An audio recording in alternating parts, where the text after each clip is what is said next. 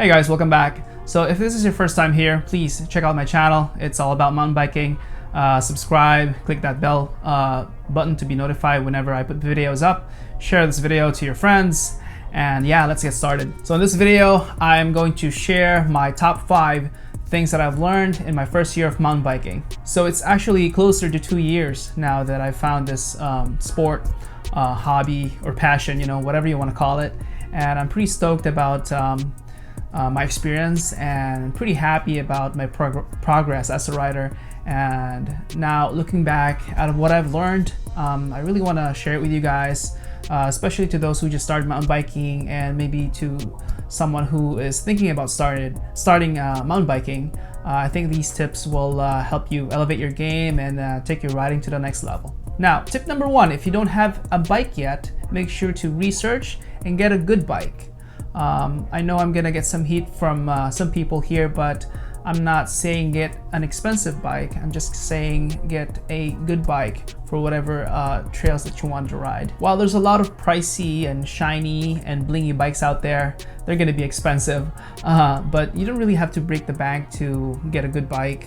You just have to do your research first, and make sure to check out the geometry and what components that you need, just to get a budget bike initially, so you can get a bike that you'll actually want to ride on the trails. The key is, getting a bike that will keep you relatively safe and will give you a comfortable ride, so you'll have fun on the trail. It's not going to be fun if you ride a bike and then in the middle of the trail you get your components fall off. So the big question though is, how would I know if my bike is good enough? And I think, like I said, you have to do your research. For me, I think a dropper post is a must, just because it's a safety thing. I mean, you're gonna be a lot safer going downhill if you have a dropper post and you just take that seat out of the way so you can move your body around on a bike. Obviously, buying aluminum is the way to go for best bang for your buck. Carbon frames are good, but if you're on a budget and you want good components, you gotta go aluminum. So if you guys have been following me for a while now, you know that my first bike was a Diamondback Catch, and it's a Diamondback is a direct-to-consumer brand. I just bought it online. I did some geometry comparisons on different bikes, and I really like the bike. It has 2.8 tires, front and back. It was really comfortable. I think it's a really good beginner bike, to be honest. But the main problem is I bought a smaller bike than what I'm supposed to have based on my height. So when I bought the small, it's like it was really small. The reach is really short, and sometimes I'd wish that I have had more space in front of me, a little bit more reach. I'd say the best way to buy bikes, if you're not experienced, if you haven't, if this is going to be your first mountain bike, then you really have to go to a bike shop and try them on, talk to the people who knows, bike fit and all that. And yeah, that's your best bet to get the best bike for you. All right, on to number 2. Please make sure to buy protective gear. And that includes the helmet, of course. That's the most important gear that you can have as a mountain biker, that will protect your head from any impact. But that also includes elbow pads, gloves, knee pads. Sometimes you can buy shin guards too if you want. If you've been following me for a while now, I've had a lot of crashes. And luckily, even before I started riding the trails, I've already had knee pads, elbow pads, and gloves, and that kind of saved me for sure. It saved my elbow and my knee from a lot of crashes, and saved me from knee replacement surgery and stuff like that. So I've seen some situations where riders kind of notice and joke around if they see people wearing knee pads, elbow pads, and all that, if it's not a legit downhill or like a black diamond trail. But I think in the grand scheme of things, safety is supposed to be our top priority, and I can't really, afford to be injured for a long time because I have a family, I have to go to work and provide for my family. So I just don't think about that things. If you're going on a trail, especially if this is your first time on that trail, make sure you put your protective gear on. All right, so for number 3, I think this is the most important step that you can take to improve your riding skills and have more fun on the bike, and that is to consider mountain biking as a sport. So that means you have to practice your skills, train, like strength training, and also get some coaching. So like any other sport, the better you are in mountain biking, the more fun you will have, the better you'll feel during the rides. And if you suck at it, it's gonna feel terrible, and it's gonna be even more dangerous than it is. So when I first started mountain biking, I think I focused on the wrong thing, which is trying to go faster on the downhills. And I wasn't, when I started, I wasn't in a bad shape, but I wasn't fit either. My endurance and my cardio was terrible. Religiously, I found myself getting too tired, basically. In California, a lot of the trails are just one big up and one big down. For the most part, when I get to the top, I'm almost always kind of to my limit, so exhausted, short of breath. And then when we start the downhill, which is the fun part, I start cramping.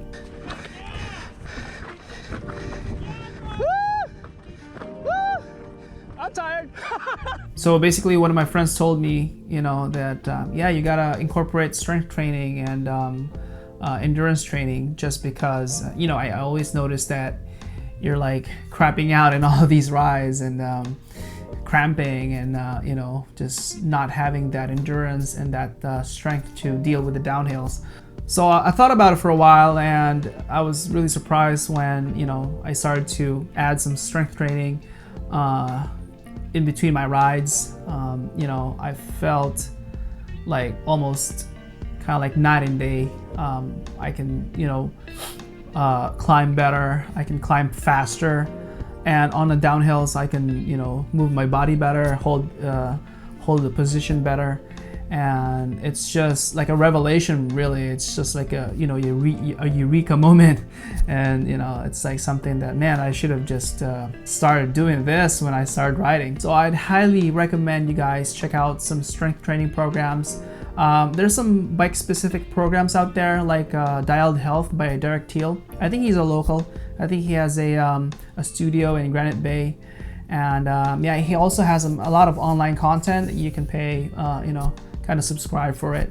And it helped me a lot in improving, definitely, on the bike and off the bike too. So speaking of crashes, which I had a lot of in my first year or a couple of years of mountain biking, I think I would have fared better if I had some coaching right at the beginning, just because just body position is really important in mountain biking, and some of the skills that you need to basically ride over those rocks and roots and all that gnarly stuff. It's something that is better to be taught than to just experience. I mean, you can get experience by doing it, but it's a lot better if you know how to do it. So I went online and looked up some coaching around the area, and I found Ian Massey, which he is a local here in Oakland, California. He does most of his classes in Joaquin Miller Park in Oakland. And so I talked to him. He's a super cool guy. And then we went on this 2-day fundamentals class, which kind of just taught me a lot of how which muscles to use. I think that's really important. Which muscles to use when on the bike, in every situation, basically. Movements. Bike movements, body positioning, fundamentals basically, and that kind of it's also like a revelation too, you know. Like when he taught me how to do stuff and how to put my body in a certain, you know, safe position, or you know, the ideal body position, using the muscles that I need to use properly. I know there's a lot of guys that are kind of just drawn into, you know, upgrading their bike. So, you know, maybe thinking that they're gonna ride better just because their bike is upgraded. I think it's just the best bang for your buck is to get some coaching. You know, like if you compare, you know, getting coached than, for example, upgrading a SRAM GX Eagle drivetrain to a XX1, which will save you like, I don't know, like, you know, like 50 grams. It's much better to just put that money and put it into coaching. It's a lot better way and a lot safer too, you know, that for you to be able to know the fundamentals, know the basics, and get coached by a professional, basically. So for tip number 4, this is going to be quick and easy. You guys have heard progression before, right? So, you know, you gotta push your limits a bit, but just enough spice to be uncomfortable, a little bit uncomfortable, but not too much that you're going way over your head. Like for example, if you don't do drops yet, then don't go and, you know, on a ride where your friends tell you to do a 5-foot drop. So when I actually started riding, I think it was my just overall 3rd ride on a mountain bike, and I just bought the Diamondback Catch. My friend told me to go to Rockville Hills in Fairfield, and that's a pretty gnarly, there's a pretty gnarly sections over there, or gnarly trails over there. And we kind of just had some people kind of guide us, and yeah, so basically went to a Black Diamond trail and OTB'd. Almost had the bike fell over me. Thankfully my friend kind of caught the bike before it smashed into my face.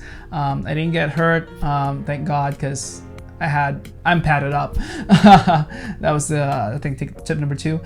So yeah, so I was padded up, and I got lucky. And back then I thought, yeah, I should not have ridden that trail, because that trail is, even right now, that trail is, you know, still pretty sketchy. It's funny because like when I started riding bikes, I was, you know, pretty sketched out, even just getting off and on the curb. So that kind of tells you that, you know, you need to experience that, you know, going over and getting off stuff first, and then kind of, you know, slowly upgrade into bigger features. When you first ride a drop or a jump, you gotta kind of session it and make sure to kind of approach it in different ways, different types of speed, different kind of body positioning, so that you'll feel you'll know what it feels like, how you do it right and how you do it wrong. And then when you know how that feels, then you can kind of progress into bigger features, maybe from a couple feet of drop to 3 feet drop, into 4 feet drop, and then, you know, so on. So for my final tip, I would highly recommend you guys to use the Trailforks app on your phone. It's an awesome app. It's GPS based.